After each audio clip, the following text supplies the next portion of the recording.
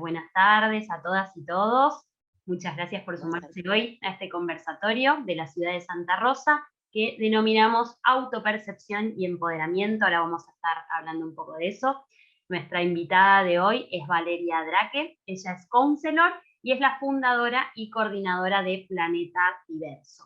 También está presente Laura Cabrera de la librería Marinelli. A las dos, muchísimas gracias por apoyarnos y por sumarse al conversatorio. Y estamos también con Agustina Videla, ella es mamá y es autora del libro único del autismo a la neurodiversidad, aprendizajes de una madre, y le voy a dar la palabra a ella ahora. Muchas gracias. Y estoy con tos, como verán, por suerte no hay ningún riesgo, pues nos separan kilómetros de distancia, pero es un resfrío, que además del COVID existen los resfríos, estoy bastante resfriada, pero muy contenta de estar acá y de charlar hoy con Valeria, de verdad es un placer enorme. Me encantaría empezar por saber un poco más de ella. Una de las cosas que más estoy disfrutando yo personalmente, ¿no? Después de la publicación del libro, es descubrir toda esta red de familias y muchas veces, sobre todo, de mamás que trabajan muchísimo, que también transforman cada una a su manera lo que les pasa, compartiéndolo y generando acciones que nos vinculan y que nos dan herramientas. Creo que está buenísimo entender esto, que también, ¿no? Como los niños van creciendo y así como Sole tiene uno de 3 y yo tengo uno de 14 y hay uno en el medio que tiene uno de 8, es buenísimo poder escuchar las experiencias de otras mamás que ya pasaron tal vez por ese momento, y que a veces dan perspectiva, ¿no? Cada situación es única y diferente. Pero me parece fantástico. Así que primero que nada me encantaría agradecerle a Valeria y que nos cuente un poquito cómo nació Planeta Neurodiverso y bueno, y un poco de Lisandro. Bueno, buenas tardes. Muchas gracias por la oportunidad de compartir estos espacios que son súper valiosos, como decías.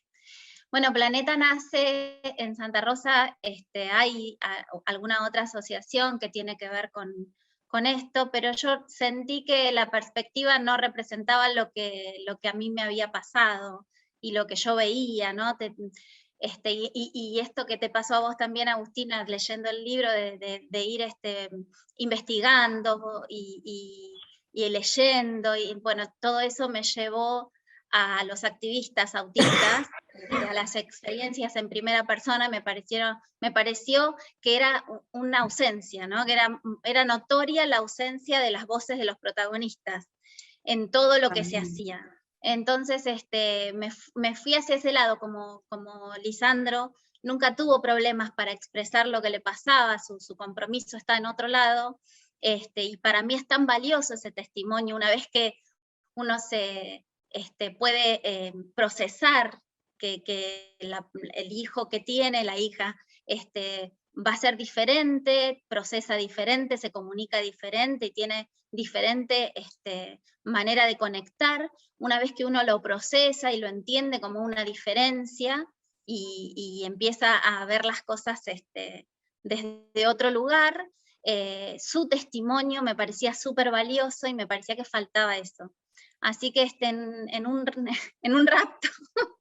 en un rapto de arrojo, bueno, empecé a trabajar por la asociación y bueno, llegué al concepto de neurodiversidad, que me parece que es el que más representa lo que yo quiero, digamos, de algún modo y en mi lugar chiquitito transformar, ¿no? Que es esta cuestión del cambio de paradigma y del cambio de concepto en cuanto al autismo, básicamente. Así que a partir de ese momento empezamos a hacer, bueno, se fue sumando gente. ¿Cuánto fue eso, Vale? Fue en el 2020, fue un mes antes de la pandemia. Ah, fantástico. Sí, fue un mes antes de la pandemia. Nada, fue justo el 18 de febrero, que es el Día Mundial del Síndrome de Asperger. Yo pregunté a ver cuál era la acción que se iba a hacer para recordar ese día, para visibilizar, etcétera. No tuve una respuesta que me convenciera, y entonces me puse a trabajar yo por mi cuenta, y después, bueno, se fue sumando gente, Y de lo que realmente estoy muy orgullosa y me gratifica mucho es que se sumaron también adultos autistas, ¿no? que han sido recientemente diagnosticados y entonces también encontraron el espacio de escucha que por ahí no encontraban en otros lugares y de acompañamiento a ciertas cuestiones. Y la verdad es que estoy muy, muy contenta con eso. Alguien, hay un micrófono abierto. Sí. Están raro, ¿no? Bueno, ahí estamos. Ahí está. Sí. Ahí está.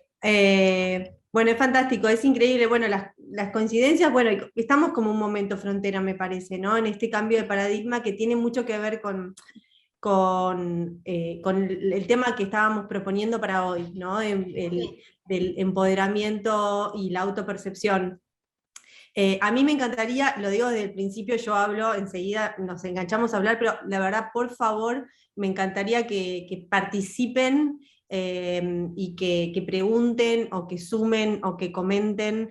Somos, digamos, la verdad, la cantidad de gente para que sea una charla entre todos y que también los que se sumaron que traigan lo que tengan ganas de charlar, ¿no? Los que realmente los interpele, porque bueno, nosotros lanzamos esta temática, pero hay un montón de cosas que pueden salir y es un disparador para lo que pueda servirnos en el momento que cada uno esté. Yo recién estaba pensando en Soledad, que le preguntaba, ¿no?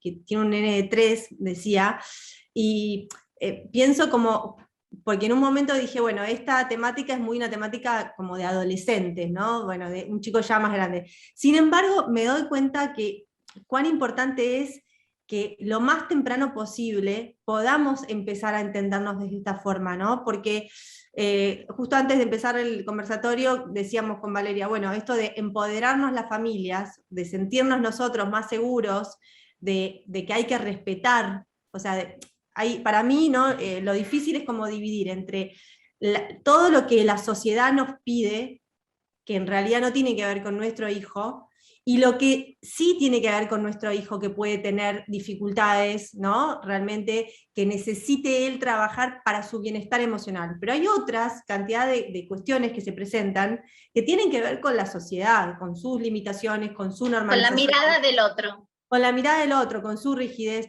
Y entonces eso, poder tratar de identificarlo para realmente, o sea, las que son de la sociedad, peleárselas a la sociedad, y ahí donde nuestro hijo necesita realmente atención, tratamiento, apoyo, ponerlo, pero enfocarnos en lo que es esencial en él, intrínseco, ¿no? Lo que él necesita. Por ejemplo, a mí me pasa, Valeria me contaba, mi hijo tiene, Lisandro tiene dificultad con lo sensorial. Es eso lo que más, para él es más como cotidianamente una dificultad.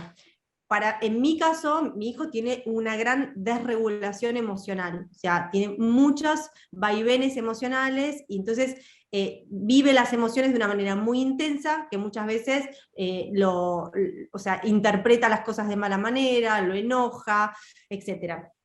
Entonces, esto tiene que ver con él. Pero, por ejemplo, yo doy el ejemplo seguido de que a él le encanta pensar caminando, girando, ¿no? Entonces, pues, tiene mucha fantasía y crea historias, es algo que de hecho para él es un gran entretenimiento. Su forma de jugar es que él inventa historias en su mente, y mientras lo hace, camina en círculos. Y el otro día contaba justamente que yo como mamá, ¿no? En esta idea de nuestro cambio, ¿no? Que empieza por nosotros, obviamente, ¿no? Por la familia más directa, cómo se pueden ver ellos. Yo como mamá durante mucho tiempo me sentía avergonzada, ¿no? Y era como, bueno, no, sentate, vení, sentate. Y esto, ¿no? De por qué lo voy a hacer sentar si a él le gusta caminar mientras piensa. Y cuando empecé a cambiar yo, empecé a decir, mira, qué divertido, ¿no? Como, es más, él dice, él en general habla de que, en una época, me acuerdo, tipo a los 7, 8 años, decía, es que mamá, yo necesito conexión, tipo wireless, como que yo necesito caminar y así engancho como claro, que si hubiera su antena, engancha ¿no? Wi-Fi. Engancho Wi-Fi, entonces yo necesito caminar.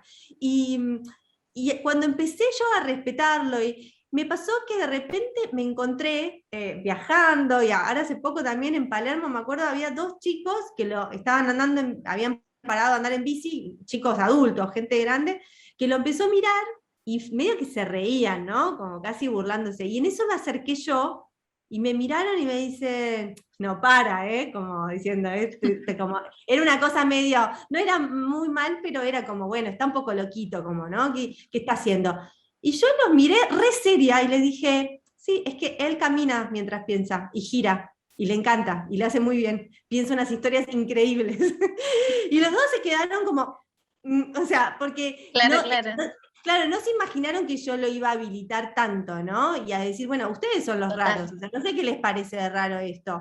Entonces, me pregunto cuántos pequeños detalles de estos podemos identificar en nuestros hijos, que en vez de avergonzarnos de ellos, empezar a decir, mira, yo soy así, él es así. Y si uno En dice, los, él es así, él como niño, a los 3, a los 5, a los 9, va a poder también autodefenderse de decir, ¿sabes qué? Yo cuando pienso camino, ¿te gusta? Bien, ¿no te gusta también? Como no hay nada de lo que me tenga que avergonzar de esto.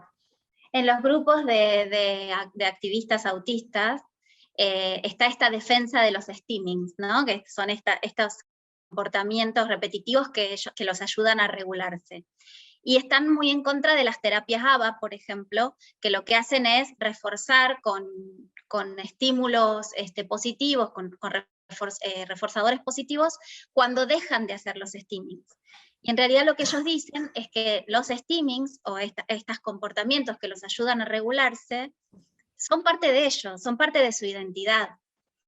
Entonces, esta línea es tan delgada y me parece en la que nos tenemos que concentrar como cuidadores, ¿no? El hecho de decir, ¿qué parte de esto que le estoy pidiendo es mío y qué parte es una parte de él que o sea, a cualquier otro niño o niña que tiene algún, no sé, qué sé yo, que tiene un tic, por ejemplo, no le vamos a pedir que lo deje de hacer porque entendemos que eso es una parte de esa personalidad. Entonces, identificar eso identificar eso cuando es de ellos, cuando es parte de ellos, y además es un recurso que ellos utilizan para sentirse mejor, y cuando tiene que ver con nosotros, y con la mirada de los otros, ¿no? Eso es fundamental justamente para esto, para que ellos puedan empoderarse y defender su identidad, básicamente. Totalmente. Y también esta idea de, bueno, incluso el concepto mismo, ¿no? del retraso en el desarrollo tiene que ver con una tendencia de nuestra sociedad, o sea, a comparar todo, ¿no? De una manera exacerbada, compararnos continuamente con los otros. Entonces, ahí también hay un margen que crece cuando uno empieza a informarse y a entender, que es muy importante, me parece, como familia, como mamá, porque, viste, cuando esta idea de decir, bueno, no sé, tiene un mínimo retraso, o un retraso importante en función de los compañeros para hablar o para leer, ¿no? Y ahí ya inmediatamente hay una gran angustia de la familia, porque sienten que, bueno, si no está haciéndolo en el momento que lo hacen todos, no lo va a hacer nunca. Esto yo lo repito porque yo pasé un tiempo largo por esta sensación, ¿no? Me acuerdo cuando no hablaba, entre los casi 2 años y medio, que normalmente los chicos ya hablan, hasta los 5 prácticamente, que Lucas realmente empezó a hablar, fue un tiempo largo de decir, bueno, y tal vez nunca vaya a hablar, ¿no? O sea, por eso decía también, ¿no? De compartir con otras mamás, porque en general los niños que tienen un diagnóstico o de neurodesarrollo, de autismo, o que tienen un diagnóstico de retraso en la comunicación, o que no tienen ningún diagnóstico, y que están con esta dificultad, uno realmente por momentos siente que no va a suceder nunca. Y lo que pasa es que muchas veces llega, pero más tarde, y ese más tarde, bueno, es diferente, pero finalmente, digo, mi hijo se expresa un montón, tiene un nivel de lenguaje, de oratoria increíble, y cuando tenía 4 años y no decía una palabra, yo sufría terriblemente. Quiero decir, si uno hubiera tenido más personas que te dijeran, no, tranquila, o sea, esta ventana que la sociedad te hace creer que es solamente esta, no, hay una gran cantidad de gente que aprende estas cosas en otras ventanas, ¿no? Y lo mismo con la lectoescritura. Y con el tema de la autopercepción, pienso, de nuevo, ¿no? Pasa por nosotros primero que nada, pero cuánto también los chicos se sienten tontos, o sea, cuánto empieza a aparecer la idea de si yo no sé leer o yo no sé hablar, pero sobre todo con la lectoescritura, cuando ya están en la escuela, tiene que ver con la inteligencia, yo soy un tonto. Mi hijo, que también empezó a hablar, a leer y a escribir mucho más tarde, y que tiene dislexia, que invierte todas las letras, para él, hoy por hoy se sigue diciendo, bueno, no, yo soy un tarado, yo soy un tonto, y eso es terrible, ¿no? Que, digo, qué importante que es trabajar en ese aspecto, me parece, como familias y también los profesionales, ¿no?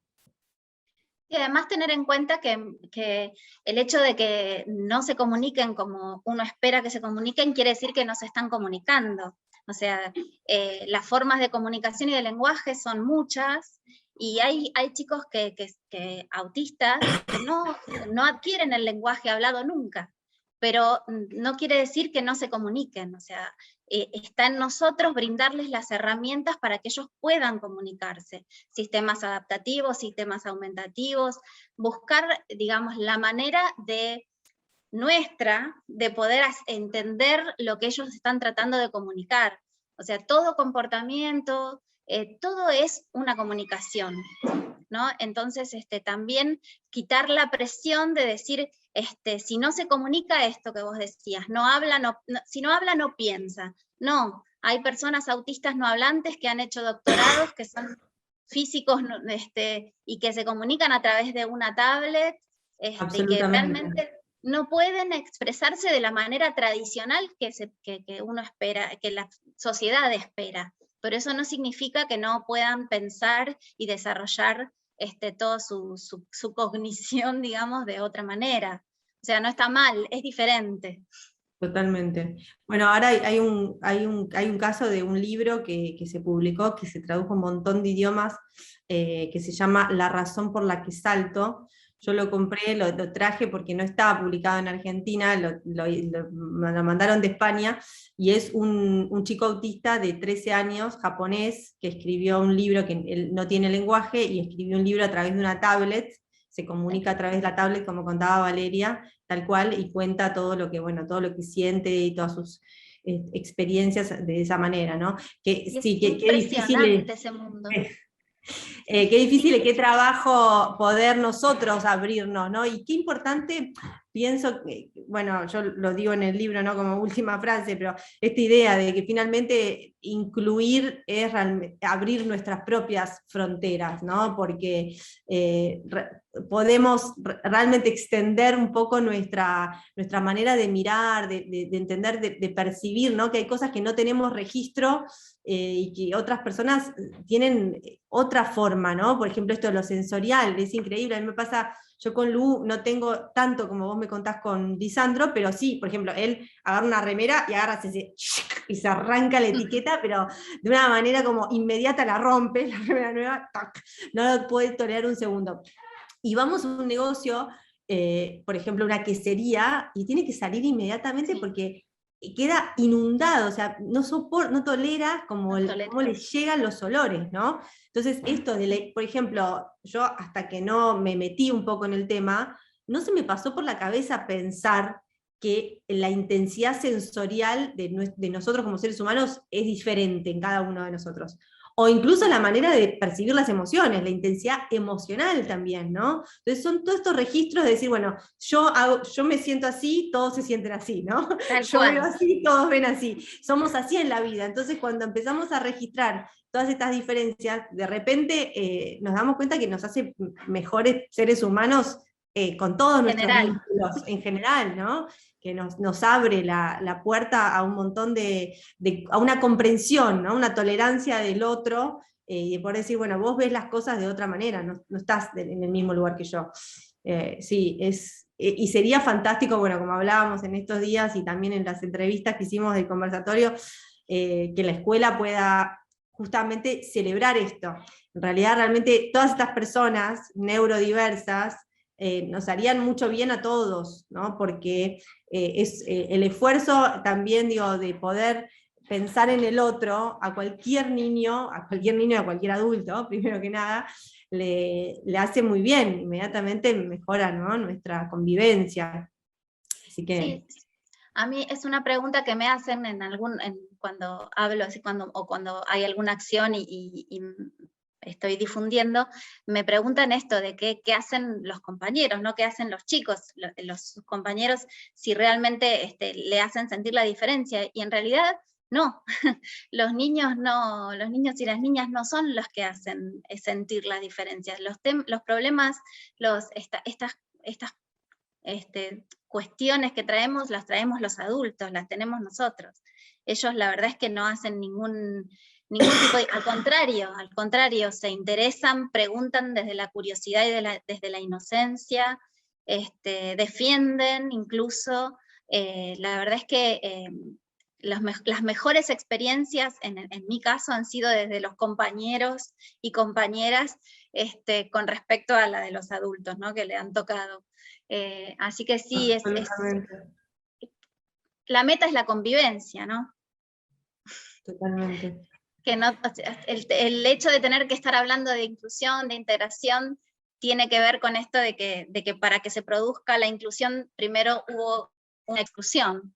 Entonces, me parece que o por lo menos en mi caso, yo siento que el trabajo es hacia la convivencia, hacia que una persona con diferente todo, o sea, que tenga accesibilidad a una persona que esté en silla de ruedas, que no escuche, que tenga problemas de visión, o sea, que pueda sentirse que la sociedad la alberga sin necesidad de estar pidiendo y exigiendo todo el tiempo y repitiendo qué es lo que le pasa para que le respondamos, ¿no?, como sociedad, y le brindemos lo que les corresponde por derecho. Me parece que es eso. Totalmente. Ahí estaba leyendo a Enrique que dice: trabajamos a diario y en cada instante requerido el entender la percepción SEA, los análisis de emociones, sensaciones específicas, buscando permanentemente estrategias de inclusión con razonamientos geniales y sorprendentes de mi hijo. Hace ya 3 años, superado el crítico y complejo paso por el pico de su adolescencia, ¿no? Si querés contarnos, Enrique, ¿están ahí ustedes también? ¿Están en Chile, me dijiste? Hola. ¿Me escuchan? Sí. Bueno, si me debo entender cómo está invitando, ¿cierto?, que puedo comunicarme por este medio, ¿cierto? Se escucha un poco bajo. ¿Me escucha ahora? Sí, hay mejor. Ya, bueno, primero, muy agradecido por ¿cómo se dice?, permitirme comunicarme por este medio con ustedes y encontrarse así de esta forma con ustedes. Debo entender y veo y me he conectado porque me doy cuenta que hay mucho interés por entender el pensamiento de ella, que eso es la base de mi vida junto a mi hijo. Comentaba yo de que después de la muerte de mi esposa, hace poco tiempo, formamos una familia monoparental. Y esto es raro en nuestra sociedad aquí en Chile, aquí, bueno, en la región del Biobío acá en Chile. Es raro porque cuando se habla de las agrupaciones siempre se habla de cuidadoras y más cuidadoras. Y bueno, acá la agrupación donde yo participo, ha costado un poquito de las mamás asimilar de que existe un papá ahí, pues, que hace lo mismo que ella, que hay que cocinar, hay que lavar, hay que hacer el aseo, hay que atender a mi hijo, hay que apoyarlo. Bueno, pienso que ustedes entender bien de que el apoyo pedagógico de mi hijo significa que yo he vuelto a estudiar. Ya llevo 28 años estudiando junto con mis estudios y los estudios de mi hijo. Él ahora curso tercero medio de técnico profesional en informática, robótica Wow. y programación. Pero sí, este TA, explicar brevemente que confunde mucho a los especialistas y comienzan las críticas porque este TA de mi hijo es funcional, sin embargo tiene deficiencia en lo social y en la concentración, y es muy hábil, muy inteligente, pero hay lapsos de tiempo donde no está simplemente o quiere hacer otra cosa, o bien se aburrió de lo mismo. Entonces esos lapsos yo tengo que manejarlos para suavizar lo que estoy hablando abordarlo de otra forma, o simplemente hacer un preámbulo con otra conversación y luego continuamos al instante otra vez.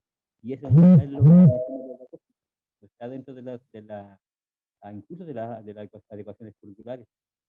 Todo lo que es, de lo que debe ser, no es en TEA, sino es lo que la persona dentro del proceso autista necesita en el instante, en el momento o en su vida.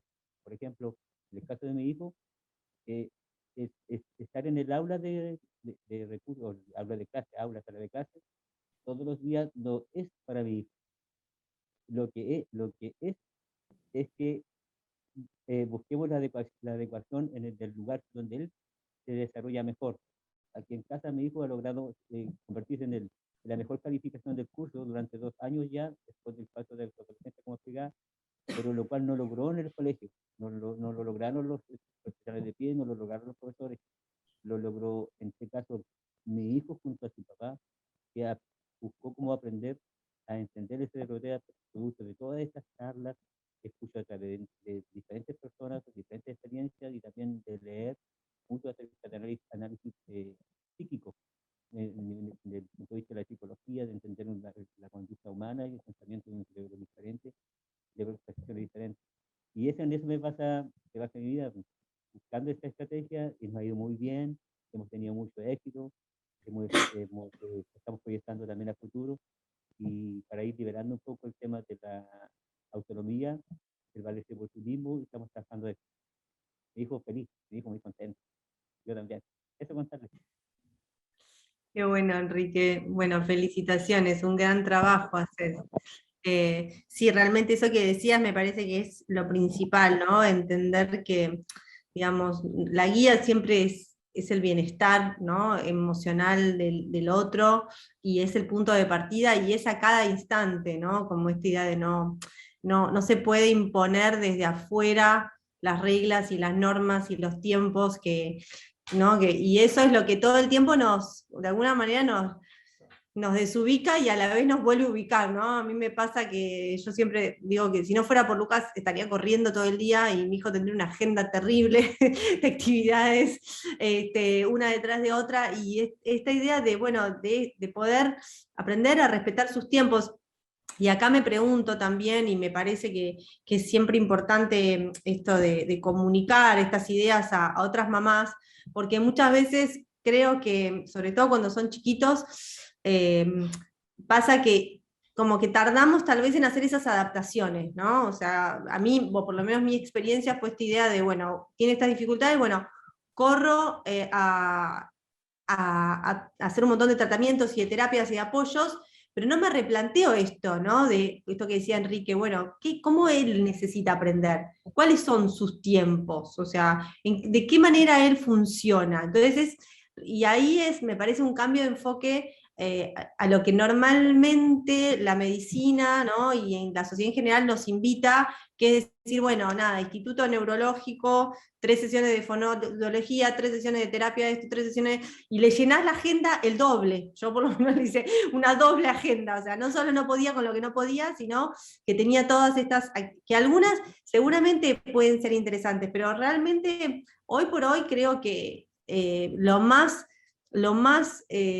importante es esta construcción del vínculo, es entender a ese ser humano con su singularidad, qué necesita, qué puede, y a partir de ahí, y realmente eso se hace con tiempo, o sea, se hace con mucho tiempo, ¿no? Digo, entrando 45 minutos por semana y viendo un niño ese ratito, es difícil, o sea, es difícil, por eso yo cada vez tengo una mirada como más diferente, pero yo creo, hoy por hoy creo que todo el tiempo de toda esa terapia debería estar invertido en los padres, o sea, no en los niños, porque son ellos los que después pasan las otras 10 horas del día. Entonces es mucho más fácil poder transmitir conocimientos para poder hacer esa búsqueda y nosotros empezar a cambiar ciertas conductas.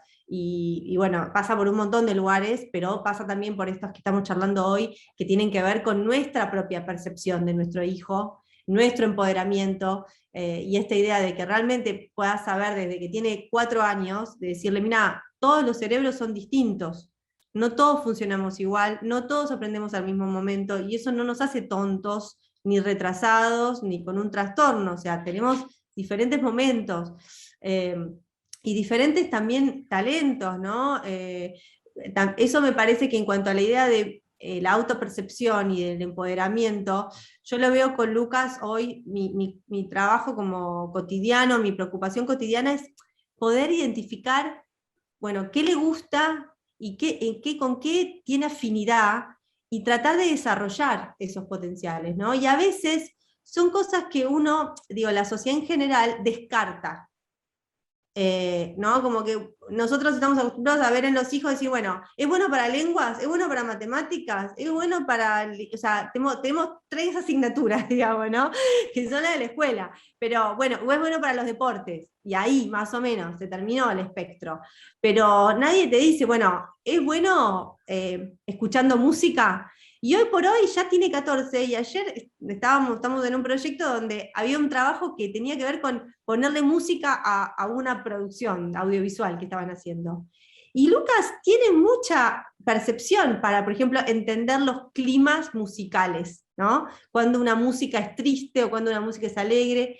Y es algo que o sea, que puede desarrollar, ¿no? Entonces pienso, me acuerdo en un conversatorio que hablaba con una mamá de también un hijo adolescente, con trastorno del espectro autista, que decía, no, bueno, en la escuela no la tolera, es una tragedia, todos los días la penamos, pero bueno, él si está en la canoa, ella era de Río Negro, ¿no? Y estaban cerca del río. Y si él está en la canoa, en el río, está feliz. Y yo pensé, no se lo pude decir, pero yo pensé, pero ¿por qué no lo deja estar más tiempo en la canoa? Se puede convertir en un profesor de kayak, o sea, quiero decir que a veces no pensamos que, o sea, como esta idea de esta preocupación por qué va a hacer cuando sea grande. Y qué va a hacer cuando sea grande lo pensamos con las ocupaciones. En función nuestra. En función nuestra y de nuestra idea de qué es lo que es un trabajo. Que me acuerdo, está esta charla de TED, tan famosa, que tiene más de, no sé, 20 millones de vistos, de Ken Robinson, que es como gurú de la educación, que hizo una charla muy, muy famosa, que se llama, la pueden encontrar en internet, después se las pasamos, se llama La escuela mata la creatividad, como un signo de pregunta, ¿no? Y él decía que la escuela no solo mata la creatividad, sino que prepara a los niños para los trabajos de ayer. Claro. ¿No? O sea, trabajos que hoy por hoy ya son obsoletos, porque la estructura de la idea de qué es la necesidad laboral del mercado, ni siquiera está adaptada, porque nadie está enseñando a los chicos a hacer, qué sé yo, no sé, o sea, trabajar en las redes sociales, por ejemplo, ¿no? Hacer marketing en las redes. Y ellos lo manejan mejor que nosotros, o hacer contenido para YouTube. Lucas hace contenido para YouTube un montón, y sabe como las tendencias, y vos decís, bueno, es una pérdida de tiempo, debería estar estudiando. Lucas no va a la escuela porque no logro que vaya a la escuela, no quiere ir a la escuela. Pero en esta idea de decir, bueno, entonces, ¿qué es lo que hace? ¿Cómo logro estimular para que eso se convierta en algo que pueda crecer? Y hay muchas cosas que si abrimos nuestra mente pueden crecer, y también pueden servirnos a nosotras para empoderarlos, a eso iba, ¿no? De cuál es su potencial. Porque también cuando desde muy chico todo lo que teóricamente tenés que hacer no te sale, ¿no? No sos bueno para las matemáticas, no sos bueno, no lees, no escribís, te sentís esto un tonto, y que no servís para lo que la sociedad espera de vos. Entonces, qué importante decir, bueno, ¿cuál es tu interés? Encontrar ese interés en cada niño, y que en general con el espectro autista, con Asperger, está esta idea también de que hay intereses muy marcados muchas veces, ¿no? O sea, hay chicos que les gustan los dinosaurios, es la típica, pero hay chicos que tienen una muy alta grado de concentración para algo específico. Bueno, está contando Enrique, que está haciendo informática, digo, a veces es para el tema de las cuestiones digitales, ¿no? A veces es para las cosas exactas, a veces es para el orden, y a veces es otro, no sé, bueno, Laura, si querrás hablar, pero nosotros tenemos hijos que también les gusta mucho lo creativo, el manga y el anime pueden ser, por ejemplo, un punto de interés muy fuerte hoy, y ahí hay todo un grado de mucha creatividad, porque a veces está este estereotipo de que también los chicos con trastorno del espectro autista no son creativos, ¿no? Como que, Sí. ¿no? Que tiene que ver con la informática, con las ciencias exactas, y no tienen creatividad o fantasía. Pero así todo, aunque fuera la informática y la informática, por ejemplo, para poder diseñar un juego, tienen que ser creativos. O sea, perdón, te interrumpí, Agus. No, por favor, no seguí.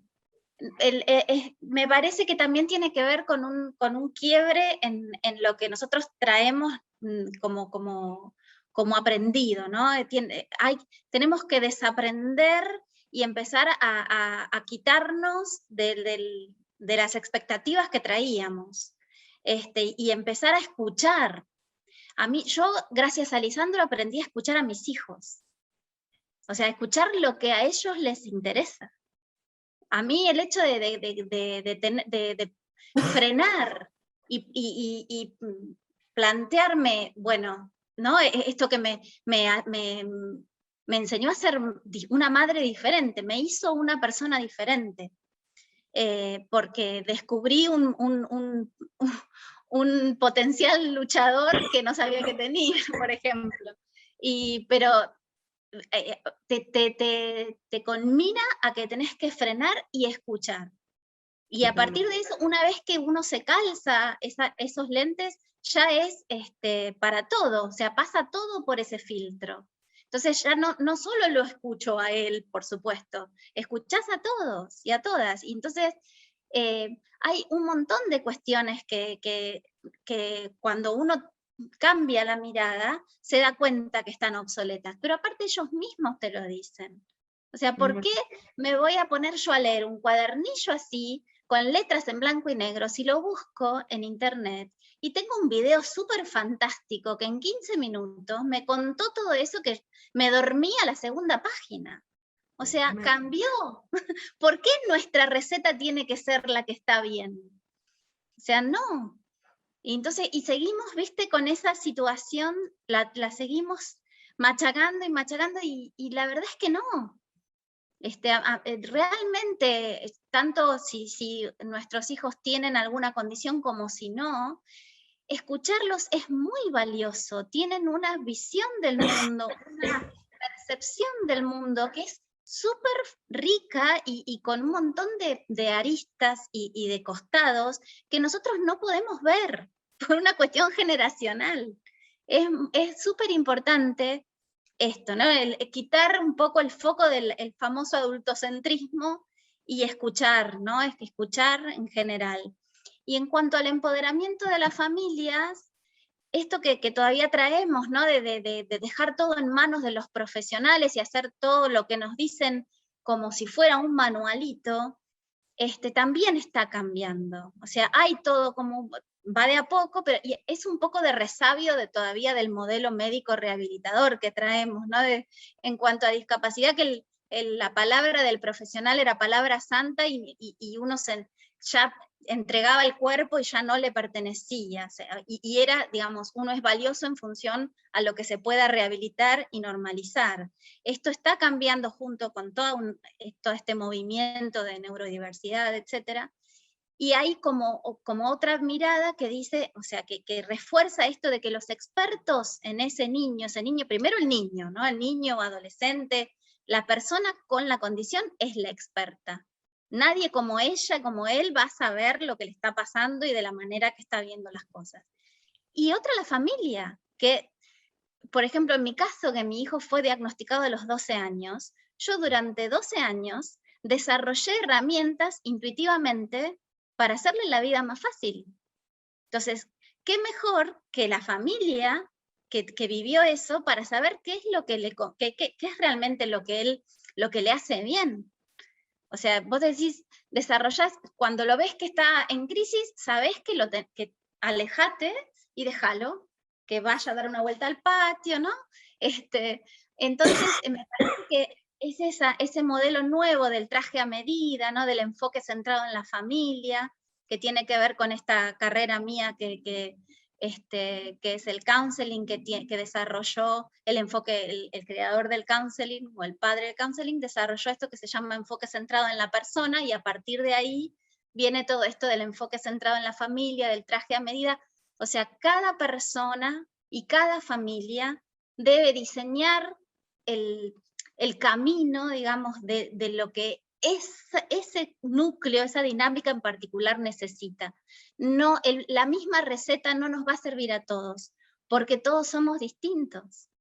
O sea, no puede, o sea, mi hijo en su momento, cuando recién lo diagnosticaron, lo llevé al fonoaudiólogo. Y cuando dije yo, ¿por qué estoy llevando a Lisandro al fonoaudiólogo cuando habla mejor que yo? Uno no se da cuenta de esas cosas. Pero bueno, él te lo dice. Él, por ejemplo, en la terapista ocupacional me dice, yo me siento un tonto en la terapista ocupacional porque me tratan como un bebé. O sea, porque la terapia está desarrollada para niños pequeños y no está adaptada para un adolescente. Entonces él de golpe dice, no, yo ahí no quiero ir más porque me siento muy incómodo. ¿Y que lo obligo? No. ¿Cuánto? O sea, hay que sopesar qué. No, bueno, todo eso. Sí. Es un camino. Es un camino así, el camino que vos decías, ¿no? De la escucha, me sentía reidentificada, decías, cuando uno empieza a escucha, se da cuenta también como del nivel de violencia y de autoritarismo que ejerce sobre los otros hijos, y también ahí decís, bueno, ¿por qué necesitas tener un diagnóstico para ser respetado, ¿no? O sea, ¿por qué no podríamos, si estamos entendiendo que este hijo necesita lo que necesita él, porque es de esta manera, ¿no? Y es esta idea también de empezar a considerar a los niños personas. Claro, seres humanos, iba a decir, y no niños esto también obviamente es una cuestión generacional que traemos, ¿no? Yo me acuerdo cuando era chica, iba a la familia de mi papá y era, bueno, toda la mesa de los grandes, y los niños en la mesa de niños, o sea, no son otra especie, no éramos seres humanos del mismo rango. Otra categoría. Otra categoría. Y sin embargo, vos sabés que hace un tiempo yo leí un libro sobre, en realidad era un libro más como sobre el tema vocacional, que es interesante también para esta idea del empoderamiento y la autopercepción, ¿no? Como de la idea de la vocación, y cuál era un libro que hablaba, se llama ¿cómo es? Tiene que ver con el propio modelo de negocios. Esto se llama modelo de negocios You, como que vos sos tu propio modelo de negocios. Es un tipo que habla más como de la idea de que tiene que ver esto de qué trabajamos, ¿no? Con el hecho de que podamos unificar o podamos conectar lo que nos gusta hacer con lo que nos permite vivir, ¿no? La idea del modelo de negocio es simplemente de que eso sea sustentable, o sea, de que lo que necesitamos hacer sea sustentable. Y él la aplica justamente, o sea, a proyectos económicos, como rentables, como, no sé, una empresa, o proyectos como una ONG, ¿no? Como una organización sin fines de lucro.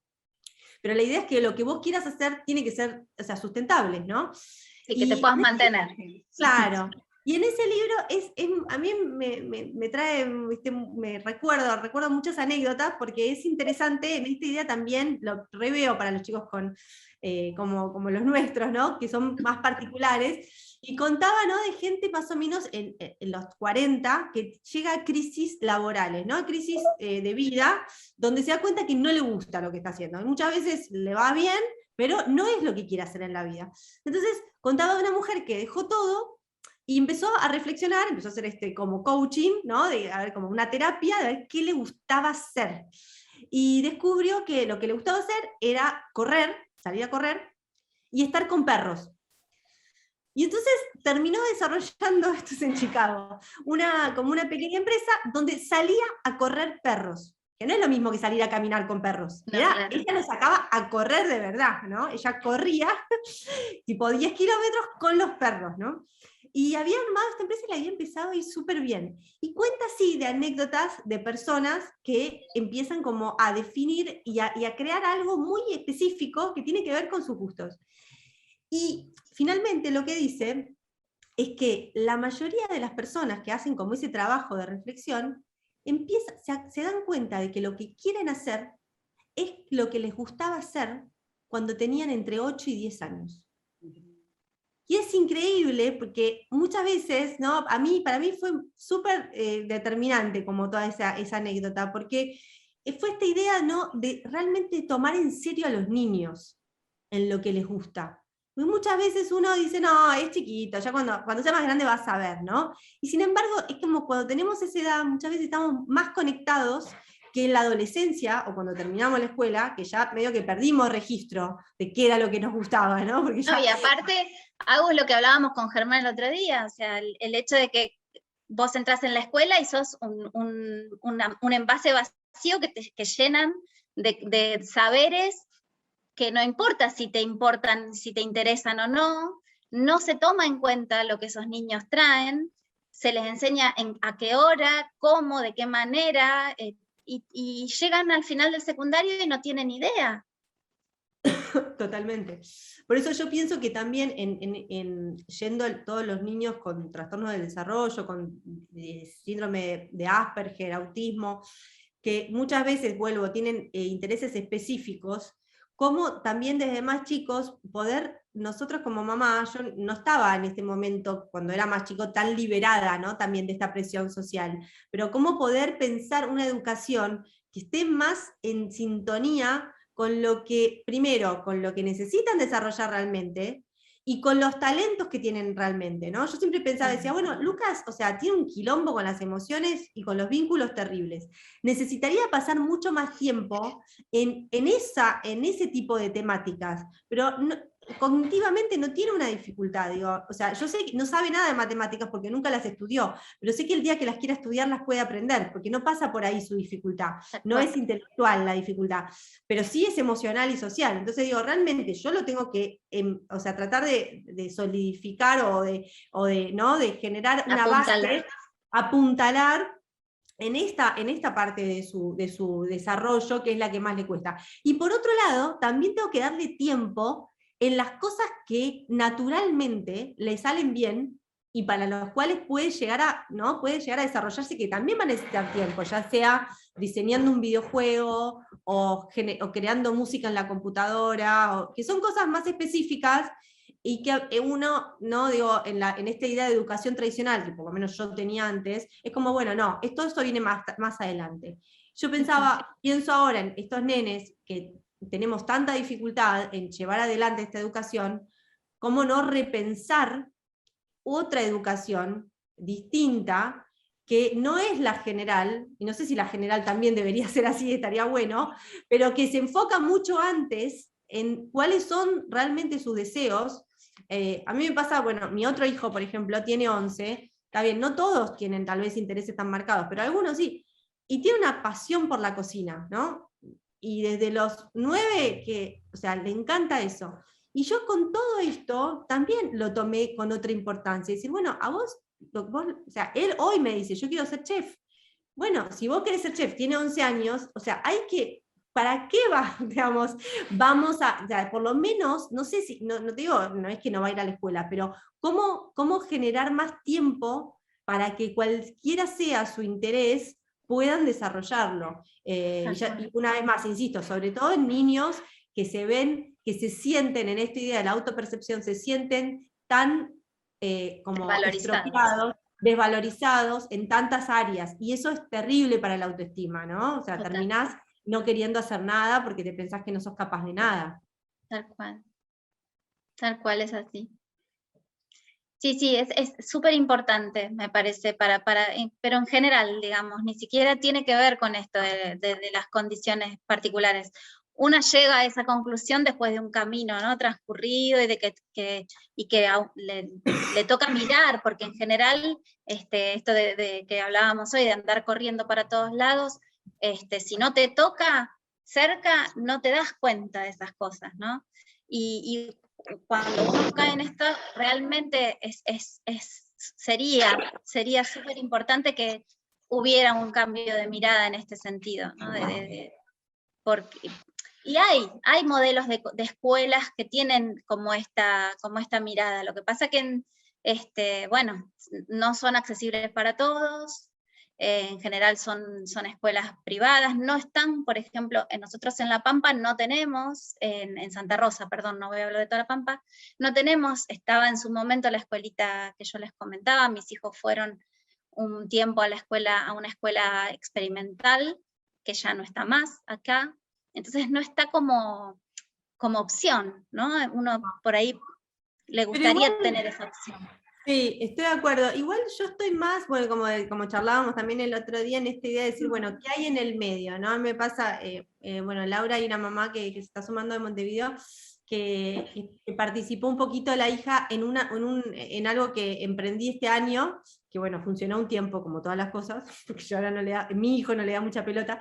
La idea funciona, pero claro, armamos un club de manga y anime, ¿no? Porque yo decía, bueno, lo único, ahora también las dejo de leer, pero lo único que leía era el manga, o sea, los cómics japoneses. Entonces dije, bueno, si lee manga, le vamos a comprar manga, porque yo que amo la lectura, y una vez escuché esto de decir, bueno, ¿cómo haces para que un hijo lea? Bueno, que desarrolle amor por la lectura, y esto es por la literatura en general, no es obligándolo a leer, pero bueno, viendo por dónde. Entonces, bueno, lo llevo a las librerías, pasamos tiempo ahí, nos sentamos, yo desde siempre, que dé vueltas, que abra libros, que no importa. Yo les leí mucho tiempo, ya, ¿no? Bueno, no lees, no importa, yo te leo, entonces les leí en voz alta durante mucho tiempo. Y bueno, y armé este club, pero para decir que, bueno, fue un club que se junta virtualmente con chicos que les gusta el manga y el anime, ¿no? Unir por interés. Claro. Y porque pensaba también esta idea de decir, bueno, más cuando llegamos a esta edad, de repente la edad de tu hijo, Valeria, de Lisandro, o la de Luque, ya están en comunidades secundaria, que hoy por hoy también el modo de la educación, si vos realmente te querés capacitar en algo, también se transformó. Porque con la cantidad de universidades online, de cursos, de cualquier cosa, yo estoy anotada en millones de cosas porque probé todo, que todavía tampoco está funcionando, pero digo, te conozco miles de emprendimientos que dan capacitaciones, de programación, de juegos por internet, o sea, de lo que vos quieras, te podés capacitar en internet, ¿no? Entonces que de repente la educación no es necesariamente algo que necesitamos hacer en grupo. Pero sí, obviamente, es importantísimo la socialización y cómo generamos ese espacio, ¿no? Porque es como que en nuestra sociedad están las dos cosas pegadas, como si fueran distintas. Educarse porque educarse es socializar. Pero en realidad, o sea, uno puede educarse por un lado y después puede socializar en otros ámbitos que tengan que ver con esto, con los lugares de interés, que no sean ¿cómo se dice? Un lugar, por ejemplo, de comparación, un lugar que genera ansiedad, porque a mí me pasa que con Lu, todo espacio educativo también tiene esta idea de lo que de competencia. De competencia, y eso lo anula, porque tiene miedo de no ser lo suficientemente bueno y se anula. Entonces, para mí, los espacios donde yo lo puedo convocar a que socialice, tienen que ser espacios donde no esté la educación de por medio. O sea, que no sea ese lo que se comparte, ¿no? Que sea un taller o que sea un espacio de... y está bueno, digo, en cada lugar, de repente podemos generar eso, para estos niños que necesitan otros espacios más particulares, bueno, pensar más también separado lo educativo de lo social, y en lo social, bueno, hay otro libro que hace un tiempito leí, que fue el que generó un poco esta idea del club, que se llama Unite al Club, ¿no? Es un libro en inglés, que también me súper marcó, porque es un libro larguísimo, pero que básicamente transmite una idea, es un libro muy, muy largo, pero que transmite una idea, que es que, o sea, la importancia de asociarse, básicamente, o sea, la importancia de asociarse, y de asociarse por grupos de interés, o sea, de estar con gente que le gusta hacer lo mismo que a uno. Y de hecho, bueno, lo que hace el libro es contar un montón de experiencias transformadoras, comunitarias, a través del mundo, que se generaron por estas agrupaciones de personas que sin fines de lucro se unen a través de una idea, un interés. Y por eso se llama, bueno, Unite al Club. Entonces después dije, bueno, realmente tenemos que como revalorizar los clubes y los espacios. Lo colectivo, ¿no? Lo colectivo, ¿no? Y los clubes también, en esta idea del club, no como un lugar, porque yo digo club, inmediatamente salta a lo deportivo, ¿no? Un club que puede ser el club de ajedrez, el club de manga, el club de literatura, ¿no? El club de caminar mientras pensamos, o sea, el club de lo que a uno se le ocurra, ¿no? Y también yo pensaba, como mamás, cada una tal vez en nuestra comunidad, tenemos que buscar eso que es tan particular de nuestros hijos, porque yo me acuerdo de una mamá que charlábamos en Córdoba cuando hicimos el conversatorio, y me decía, bueno, mi hijo le encanta hacer rompecabezas, tiene un hijo de 6, 7 años, Y una vez invité a otro amiguito a hacer rompecabezas y se sintió esta idea, la autoestima, la percepción. Él era por primera vez, a mí me El que pasa el que sabía. Él era el que estaba enseñándole a otro y no estaba yendo a 18 millones de terapias a que le enseñaran cómo hacer todo en la vida. Entonces, poder generar los lugares, ¿viste? A veces yo estaba muy confundida con eso al principio. Digo, pensaba como que, no, si tiene estos problemas, yo me tengo que ocupar de sus problemas. No me puedo pasar tiempo empoderándolo en la única cosa que sabe. Y es al revés. Es al revés. Lo único que sabe, ahí es donde uno tiene que plantar porque crece. Y porque si se siente bien ahí, va a tener ganas de aprender otras cosas. Es retroalimentarse. Sí, totalmente. Es un círculo virtuoso, al contrario del otro, ¿no? El otro es cuando te enfocas en el problema, digamos, y la importancia está en el problema, todo es el problema. Entonces no hay lugar para nada que satisfaga, que sea placentero. Y a los intereses y a la curiosidad propia de cada niño o niña, independientemente de la condición que tengan. Todos los niños o niñas son curiosos por naturaleza y necesitan explorar, aprender de la manera que sea, virtualmente, oliendo, tocando, escuchando, y uno cuando se enfoca en el problema realmente se pierde todo ese proceso. Y crece. Entonces, hay una frase que creo que es muy oriental que dice así como, ahí donde uno pone la atención, crece. O sea, donde uno mira, eso es lo que aumenta. Entonces, si uno mira lo negativo, aumenta lo negativo. Y si uno mira lo positivo, aumenta lo positivo. Y es muy como se dice, en contra de lo que, del sentido común primario, digamos, ¿no? Operante. Claro, de lo que uno piensa y dice, no, ya me tengo que ocupar del problema y y es muy difícil salir de esta dinámica, ¿no? Y realmente, digo, trato de enganchar con lo que propusimos como temática, me parece que ahí está como la semilla, ¿no? Porque en la manera que nosotros también estamos enfocándonos en los problemas es la manera en que ellos se perciben.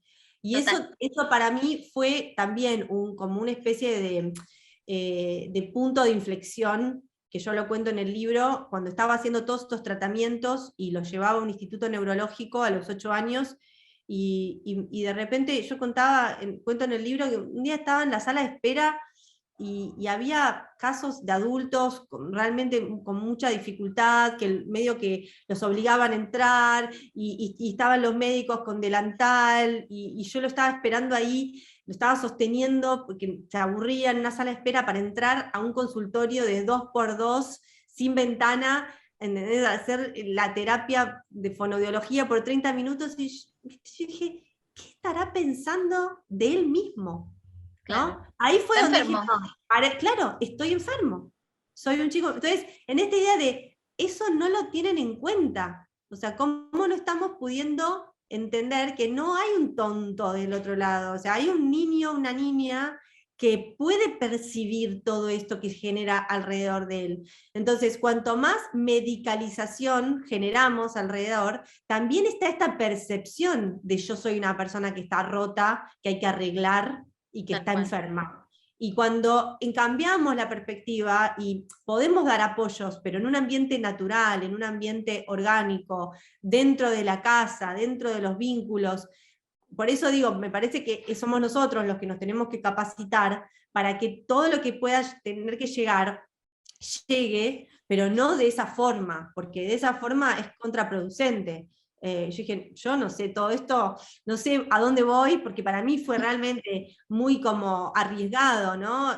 Yo lo mandaba, creo que en el libro cuento un poco, pero no cuento que yo había hecho un recurso de amparo en la obra social porque no querían cubrir este tratamiento, y era un tratamiento que, digamos, de la perspectiva del prestigio, era el instituto neurológico más prestigioso. Y yo, como mamá, estaba muy preocupada, y yo dije, yo quiero darle lo mejor, como todas queremos, quiero darle lo mejor a mi hijo, quiero que tenga el mejor tratamiento, y realmente era muy caro, la obra social no lo quería cubrir, entonces fui a una abogada, que es una abogada que se ocupa en general de la comunidad de chicos con trastorno del espectro autista, y hicimos el recurso de amparo. Y finalmente, después de mucho pelear, fue muy gracioso porque la obra social lo tuvo que pagar, y al día siguiente yo llegué y percibí todo esto y dije, yo no quiero este tratamiento. No me importa si a partir de hoy es gratis, no me importa si me lo regalan. Yo no voy a traerlo a mi hijo más, ¿no? Entonces suspendí todo y di un giro de 180 grados para decir, bueno, nada, hay que darle lo que necesita, ¿no? Pero bueno, obviamente, cada situación, una vez más, como también decías vos al principio, cada situación es única, y no es imposible de juzgar a nada ni a nadie, porque, o sea, todos estamos en momentos y lugares distintos, pero por eso con más razón tenemos que meternos hacia adentro, me parece, para poder escuchar esta realidad que cada uno tenemos y no imitar la del otro, porque el otro es distinto, ¿no? Tal cual. El otro día me hicieron una nota y me preguntaban esto, ¿no? ¿Qué mensaje para los papás que se encuentran con este diagnóstico en este momento? Y lo primero que me salió es no entrar en pánico, no desesperar, digamos, frenar un momento, y esto que decías vos de la importancia de las redes, ¿no? De formar estas redes, comunicarse con redes que puedan apuntalar desde lo positivo y que te ayuden a entender esto desde un lugar de empoderamiento, justamente, ¿no? Eso es, no importa, digamos, el grado de si es de autismo que tu hijo sea diagnosticado, importa la manera en que uno lo va procesando y después esa mirada que proyecta, porque justamente es eso, o sea, en función de la mirada de uno, va a poder ser mucho más productivo el camino, pero productivo en el sentido de que esa persona pueda plenamente ser feliz. O sea, es ser pleno, ser feliz, lograr autonomía, o sea, son cuestiones fundamentales que por ahí uno no, en el fragor, no se detiene a pensar, ¿no? Y es súper importante, por eso es esto, ¿no? Empoderarse desde ahí, de saber esto, que uno es el que es el experto en ese hijo y los de afuera son de palo. O sea, te digan lo que te digan. No, y además con esta idea de los diagnósticos, yo últimamente vengo leyendo un poco, porque para mí era como una maraña, tantas ideas, ¿no? O sea, tanta desconocimiento, el tema del diagnóstico todavía no me cerraba, ¿no? Y de cómo se elaboran y qué realmente significan estos trastornos del neurodesarrollo, que están adentro de un manual, que es un manual psiquiátrico. Sí. Y pienso, ¿no?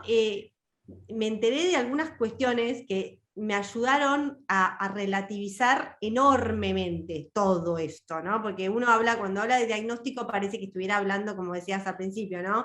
O sea, Dios, la ley divina, de cualquier religión que puedas imaginar, la ley divina baja a la tierra, es el diagnóstico. Y realmente son seres humanos, o sea, influenciados por 1.000 millones de cosas que no tienen que ver con nuestros hijos, muchas que tienen que ver con lo económico. Yo leí un libro que lo tengo acá al lado mío, pero lo tengo todo subrayado, que se los recomiendo terriblemente, que es un libro que lo escribió el director del DSM-4, del Manual Diagnóstico Anterior. Sí, anterior. Y él escribe sobre esta inflación, también alerta muchísimo sobre la inflación diagnóstica. ¿Por qué? Porque todo esto que estamos hablando, ¿no? O sea, ¿qué pasa? Nuestra sociedad está estructurada de una cierta manera, donde cualquier niño o niña que no respete esta exigencia que hoy por hoy generamos, en la cual un nene tiene que entrar al jardín a los 2, tiene que hablar a los 3, me acuerdo, mi hijo entró al jardín de la escuela pública, a los 3 años tenés que entrar sin chupete y sin pañal. obligatoriamente, ¿no? Por lo menos así cuando él entró, ¿no? Tal vez ahora evolucionó, pero esto, ¿no? Como que estos lugares donde a los 6 tenés que estar escribiendo, a los 8, o sea, hay un montón de escalones donde tienen que ser respetados perfectamente, porque si no, ¿qué pasa? Quedás afuera y si tenés esto, de repente tenés un chico que es muy ansioso, o un chico que le gusta mucho estar en la naturaleza, que le gusta mucho saltar y correr, y lo metes en una escuela 8 horas por día, y no se puede quedar sentado en una silla 8 horas, porque nadie se puede quedar sentado en una silla 8 horas. Entonces, todo esto empiezan a ponerle nombres. ¿Por qué? Porque también los nombres es lo que nos permite, lamentablemente, acceder a algún apoyo, o alguna ayuda, o alguna comprensión de la sociedad, que no sea simplemente decir, este chico es malo, a este lo echamos, a este, ¿qué decimos? Tenemos que tener una explicación de por qué. Entonces la explicación es, vengo con un papelito que diga, este es el diagnóstico.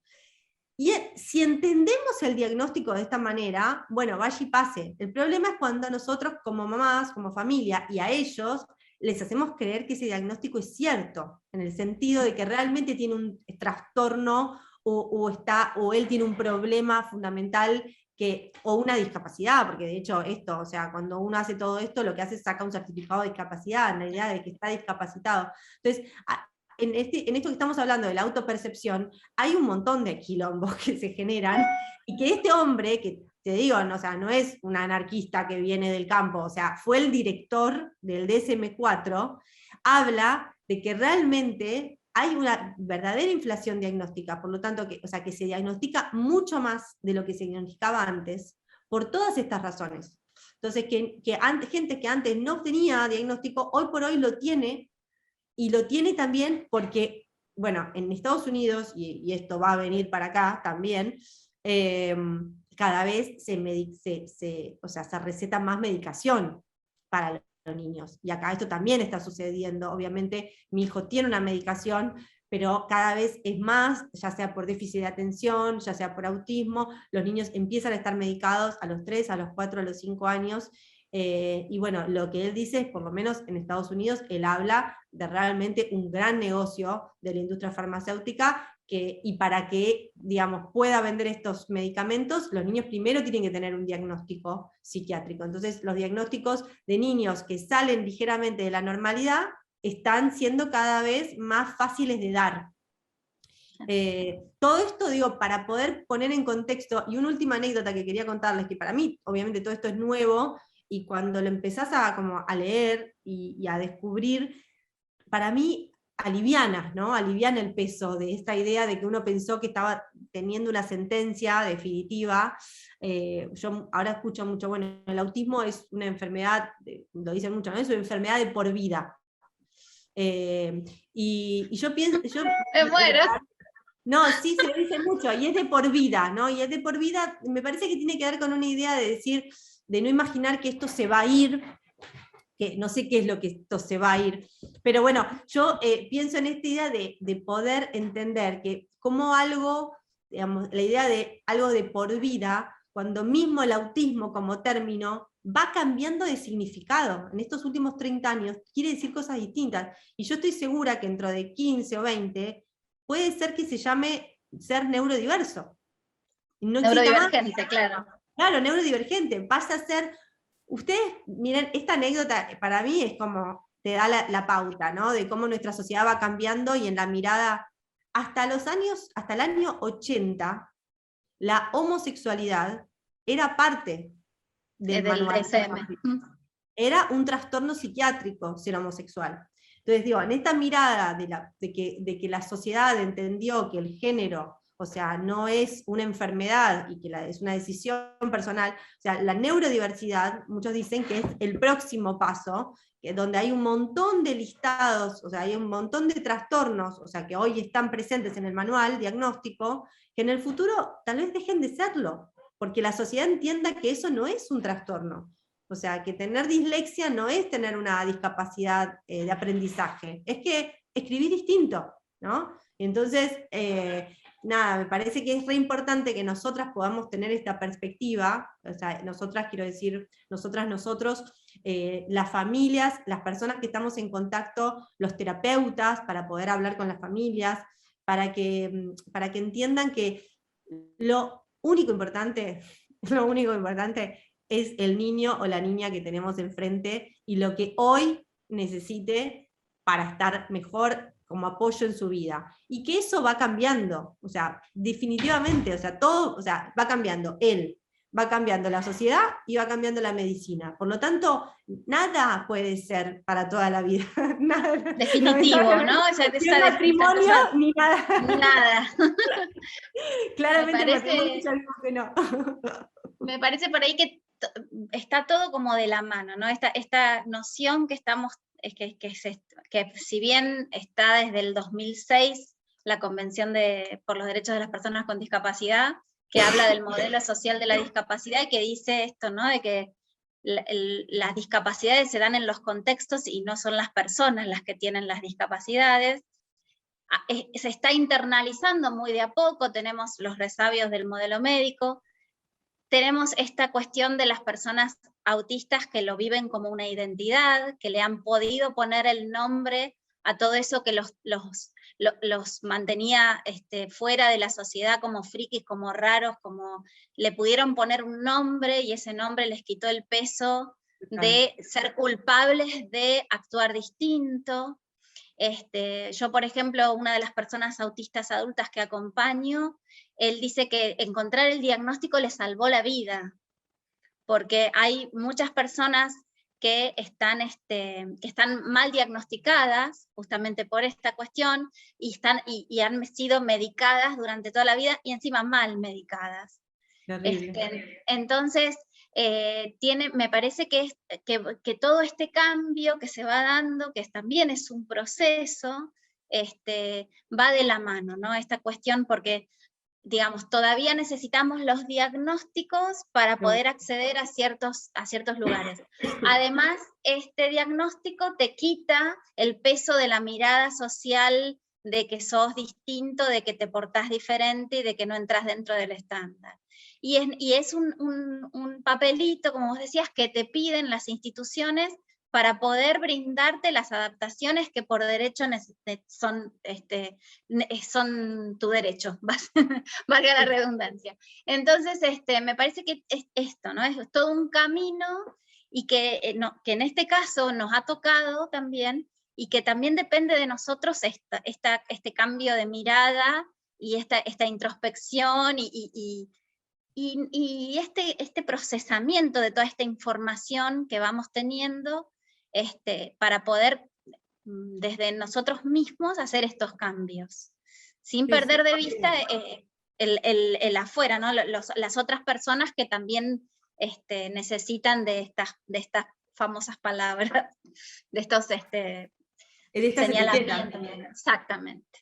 Sí, otro día encontré también en una de estas testimonios de autistas esto, ¿no? De cuando las etiquetas sí importan, que tenía que ver con esta situación de ponerle nombre, identificar lo que le había pasado durante toda la vida y desde ese lugar poder apropiarse de esa identidad y decir, bueno, esto soy yo, todo esto que me pasa es válido porque es parte de mi identidad.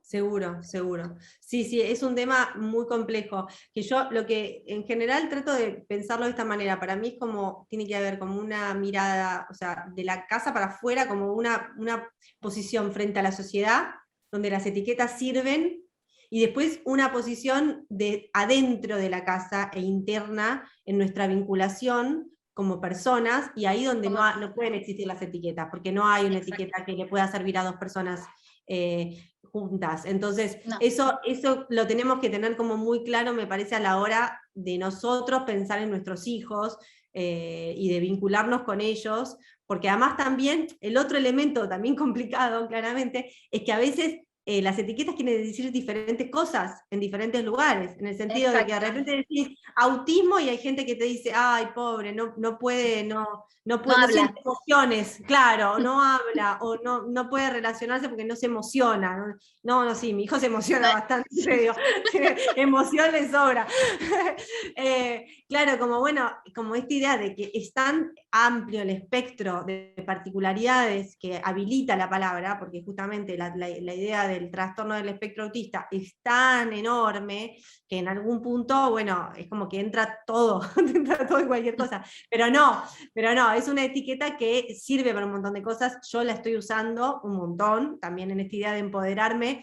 Me pasa que a nivel social, a la primera de cambio, que tengo un problema, y las invito a todas las que no lo están haciendo todavía, que antes dudaba mucho más, como era, bueno, me la bancaba, ¿viste? Se empezaba a poner nervioso, y trataba, esta idea de la mirada social, del modelo social de la discapacidad, ¿no? También empecé como a aplicarlo, es decir, en vez de yo pretender más de él, si está por entrar en crisis, en vez de tratar de intervenir con él, digo, no, voy a intervenir con los que teóricamente son normales y pueden ayudar. O sea, por favor, se pueden correr todos porque está por entrar en crisis, tiene autismo. O sea, necesito que lo dejes tranquilo 5 minutos.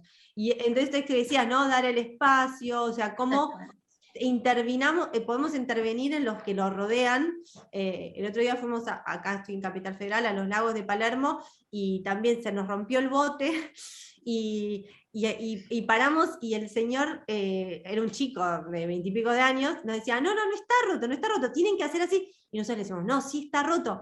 No está roto, no se pueden bajar acá. Y yo ya vi que mi hijo, Lucas, ya le empezó a agarrar una ansiedad, que no lo dejaban bajar del bote, o sea, estaba a punto de entrar en un ataque. Y yo me acerqué a 3 centímetros de la cara del chico y le digo, mi hijo tiene autismo, déjame salir ya. Como se termina la discusión. Y está bueno porque uno usa la palabra, y hoy por hoy es una palabra que la gente reacciona de manera inmediata.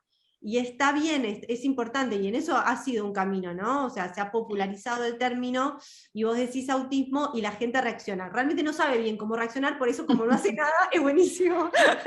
por lo menos se calman, ¿no? Y desescalan. Y mi hijo, que tiene muchos problemas con lo emocional, y a veces se enoja, y puede ser violento, o sea, puede ser agresivo, con el nivel de violencia que la sociedad maneja, enseguida el otro, el normal, es más violento que él. Entonces ahí yo enseguida también intervengo y digo, no, tiene autismo, cálmate, un segundo. Y ahí también se tranquilizan, ¿no? Aunque es ridículo, es paradójico, pero hay muy poca tolerancia, y él, que escala frente a esa violencia que se maneja en la sociedad, es muy sensible a esa violencia y no la puede manejar. Entonces, nada, en todos estos casos me parece que está buenísimo usar la palabra, por más que después cuando entremos a casa digamos, bueno, nada, ya está. La etiqueta la dejamos en el ropero, y ahora hablamos con nuestro hijo y es él, y nadie más que él, y lo tenemos que entender a él, ¿no? Tal cual. Sí, hay ciertas particularidades que sabemos que tienen que ver con esa palabra. Por ejemplo, la otra vez yo estaba dando una charla a unas personas, unas docentes de un pueblo, de una ciudad de acá de La Pampa, y estaba Lisandro tratando de solucionar un problema técnico que había surgido. Entonces yo estaba hablando de esta necesidad de quitarle lo negativo a los términos, y de hablar de forma más amigable, etcétera, etcétera. Y entonces se asomó del costadito y dice, por ejemplo, dice, a mí antes cuando me decían autista, yo me enojaba, dice, pero hoy sé que soy autista, y está bien. Está bien, porque yo sé que eso hace que yo tenga ciertas cuestiones que no depende de mí manejar, digamos, ¿no? Claro. Y se fue. Sí. Entonces quedaron todos como... pero bueno, también es parte de este empoderamiento, ¿no? El poder plantarse y decir desde ese lugar, sí, esto también es parte de mí, ¿no? En cierta manera, define ciertas cuestiones. Seguro. Pero siempre no deja de ser una persona con otra persona. Y desde ahí, desde ahí es que se forma, digamos, el vínculo, la relación, etcétera.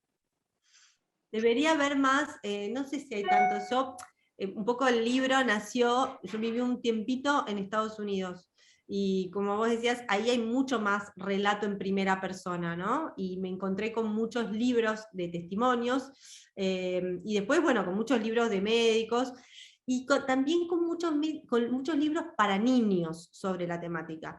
Entonces cuando me volví con amigos y eso, todo el tiempo me hacía traer libros y libros y libros, mis amigos me odiaban porque cada uno que venía venía con 4 o 5 libros, y tengo un par que son esto, para niños y adolescentes que hablan sobre el autismo, ¿no? Como para poder ellos, o otro para hablar a amigos, y es un material muy interesante porque también formas de definir y de describirse para explicarse a los otros, que como decías, son muy útiles. Yo me acuerdo, por ejemplo, cuando más o menos estaba en 4º o 5º grado, también todavía no leía, escribía, cuando le hablé del término dislexia, y la idea de que él no era que no leía y no escribía porque era vago o porque era tonto, sino porque había algo en su cerebro que conectaba de manera distinta, y que la gente con dislexia muchas veces tenía como grandes grados de creatividad, porque hay muchos de estos libros, por ejemplo, hay uno que dice autistas como yo, por ejemplo, y bueno, y despliega un montón de personalidades que hoy por hoy se dicen que tuvieron autismo, con esta idea, esto, ¿no?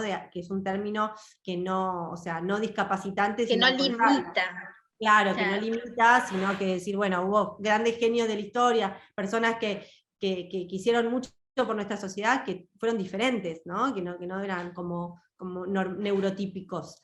Entonces, sí, es importante también darles lenguaje para poder definirse frente a los otros en sus diferencias. Es súper importante. Sí, sí. Coincido. Yo te escucho hablar de libros y Lisandro no puede tocar papel, por ejemplo. A mí me encantan los libros, mi casa está llena de libros y él no puede ni siquiera tocar una servilleta de papel. O por ejemplo le digo, pásame el frasco de café, y el frasco de café tiene una etiqueta de papel y no la puede tocar, la tiene que agarrar de la tapa. Wow. Es probaste como... ¿Probaste con los audiolibros? No, sí, él se escucha todo el tiempo, tiene un banco de datos. Impresionante. En este tiempo no está pudiendo ir al colegio porque no conseguimos una remera que pueda tolerar, y entonces una mañana me dice, estoy por explotar de la cantidad de datos que tengo para sacar. Así que me senté un sábado a la mañana a escuchar toda la cantidad de datos que había ido acumulando durante todo ese tiempo, que en la escuela a los profes les encanta que él les salga con todas esas informaciones específicas. Exactamente, pero bueno, no puede relacionarse con los textos de la manera que uno da por sentada, digamos. Claro. Bueno, pero una vez más, ¿no? Eso es interesante, que hay tantos recursos que a veces la educación tradicional no contempla, pero yo con esta idea, bueno, con la dislexia y con su dificultad para leer, me interesé por los audiolibros. Ahora en este momento particular no quiero escuchar ninguno, pero hubo épocas a los 7, 8, 9 que escuchaba un montón de libros de esa manera, y se iba con los auriculares, y me acuerdo que también en el prejuicio a veces lo llevaba a la escuela con los auriculares puestos, porque también le molestaban mucho los ruidos. Por supuesto, y había alguna que tipo decía, ¿qué estará escuchando? Y yo le decía, Julio Verne. Ahí se quedaban, bueno, no se me esperaba. Pero bueno, hoy por hoy, de hecho, te dicen que es un material genial, ¿no? Para los chicos, los audiolibros los ayudan muchísimo con su expresión oral también, a chicos que todavía no, que de repente escriben y leen más tarde, o que les cuesta, o que no quieren, porque les es difícil, ¿no? Así que, en fin, hay que seguir explorando estrategias. Totalmente. Creatividad totalmente. Al 300%. Y ellos encuentran el camino, encuentran, muchas veces él mismo ha explorado las maneras, ¿no? Y las explica. Él ha explorado las maneras en que pueda encontrarse con con lo que le interesa aprender, por esto hablaba de la curiosidad, y la encuentra la manera, de alguna manera él la encuentra, y por ejemplo descubrimos esto de que él aprende auditivamente, todo lo que sea auditivo son datos que le quedan, ¿no? Pero necesita tener sus manos ocupadas. Para que en la escuela entendieran que él necesitaba tener el celular o el cubo de Rubik en la mano para poder atender la clase, fue todo un tema. Bueno, y el hecho de que no pudiera tocar papel y no pudiera presentar un trabajo escrito, por ejemplo, bueno, tremendo.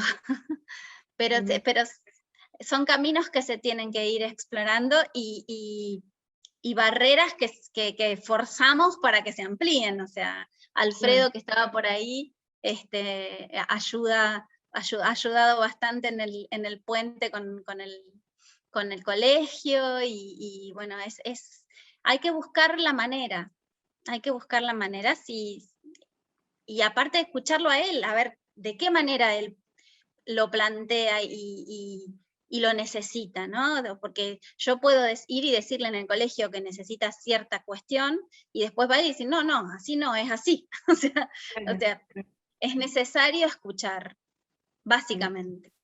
Sin duda. Bueno, ¿alguno de ustedes le gustaría comentar algo, sumar algo? Ya vamos a ir cerrando un poco la charla, pero me encantaría escucharlos a los que participaron. Si alguno quiere decir algo antes de terminar, están todos muy calladitos. ¿Qué les pareció?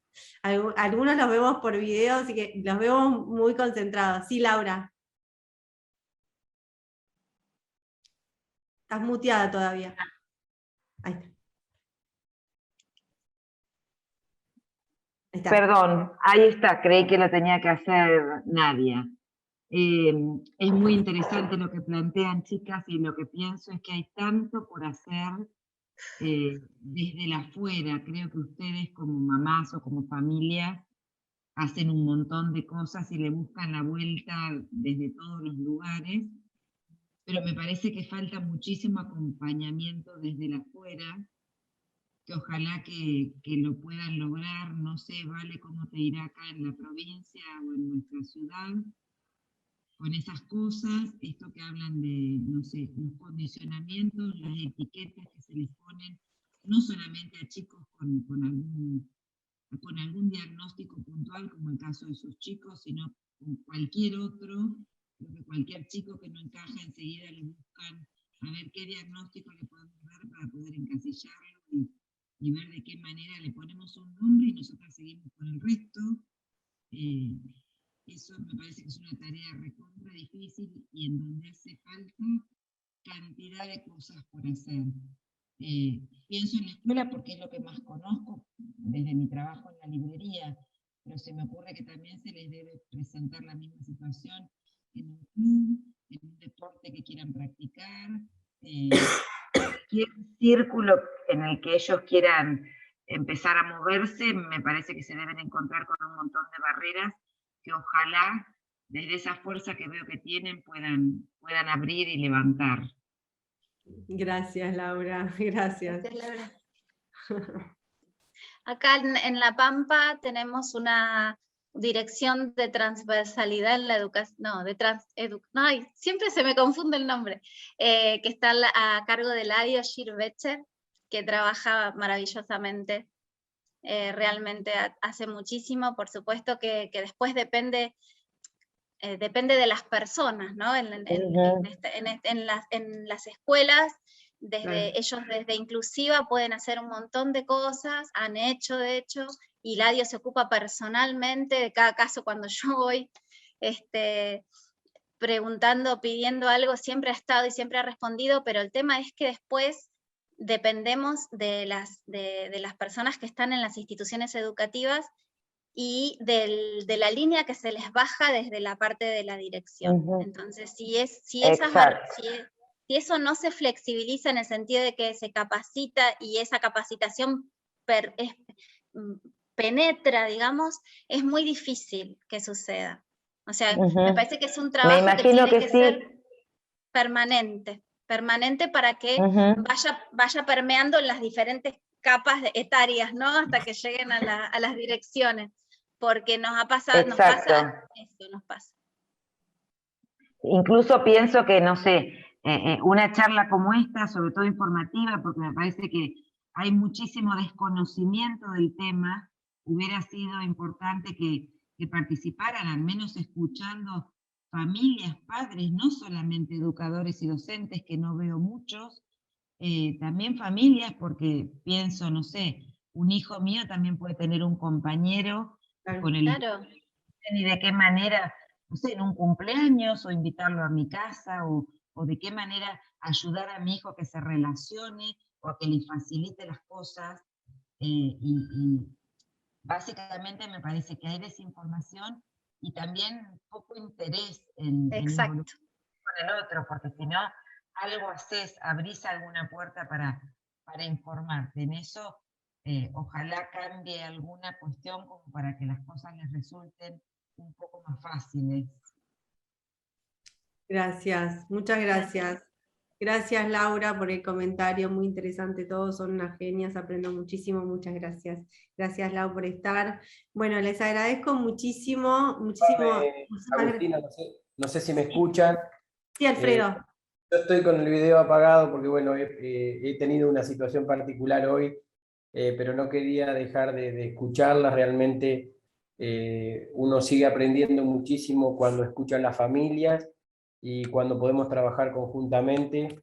Bueno, el caso de Valeria, yo no tengo el gusto de conocerla personalmente, estamos trabajando conjuntamente, y esto es justamente lo que nos ha permitido también todo este año de pandemia y que nos deja ir aprendiendo juntos, ¿no? Entonces, bueno, esto que planteaba Valeria claramente de la dirección de transversalidad y todo el trabajo que ha hecho Ladio en todo este tiempo. Yo soy director de Educación de Gestión Privada de la provincia de La Pampa y bueno, con Valeria trabajamos de manera conjunta para que Lisandro tenga mejores condiciones y que el colegio sea el que se adapte a Lisandro y no al revés, como tan claramente lo dijeron ustedes. Hubo una gran apertura también de parte de la institución para poder llevar adelante muchas de estas, poder derribar barreras, ¿no? Como recién Laura lo decía. Entonces es un camino largo, es un camino que hay que continuamente avanzar sobre ello. Las normativas están y son posibles, pero bueno, también depende de personas que llevan adelante esa normativa. Y bueno, hay que seguir sembrando día a día para después tener las mejores cosechas, ¿no? Y bueno, ustedes en el camino que ustedes están recorriendo, se observa que hay mucho camino sembrado y por lo tanto están recolectando lo que se va haciendo, lo que se va sembrando. Son caminos sinuosos seguramente, difíciles, pero que se van avanzando, y cuando uno las escucha a ustedes, es decir, bueno, a ver, no tenemos que generar políticas o lo que fuese para Lisandro o para personas particulares, sino para todos, ¿no? Porque cuando hablamos de poder derribar esas barreras, hablamos de que esas barreras quizás no la tenga una persona o un chico con autismo, también les puede servir para otros, estudiantes que quizás no tengan esa barrera, pero tengan otras. Entonces, bueno, avanzar sobre esto. Así que agradecerle profundamente a Valeria por esta invitación, y bueno, a todas y a todos los que pudimos participar, sinceramente enriquecedor, y a seguir trabajando y, como dice Eladio siempre, estando disponibles. Cuando uno está disponible, seguramente se van a producir cambios. Si no está esa disponibilidad, es mucho más difícil. Así que bueno, estar disponibles y seguir trabajando de manera conjunta. Muchísimas gracias. Gracias, Alfredo, muchísimas gracias. Bueno, les agradezco un montón a todos y a todas. Gracias, Valeria, gracias, Laura, gracias, Nadia. Y bueno, estamos en contacto. Estas redes se abren y continúan. Este es solo el comienzo. Un gustazo. Muchas gracias, chicas. Muchas gracias. Muchas gracias, Alfredo, por estar. Vivió una situación personal hoy y la verdad que agradezco muchísimo que estés. Así que nada, muchas gracias Agustina y Nadia, un placer haberlas conocido en estos días y poder compartir estos momentos y ojalá sigamos en contacto. Seguro. Ay, el perrito de la casa. Saludan todos para el final. Bueno, muchísimas Gracias, chicas. gracias.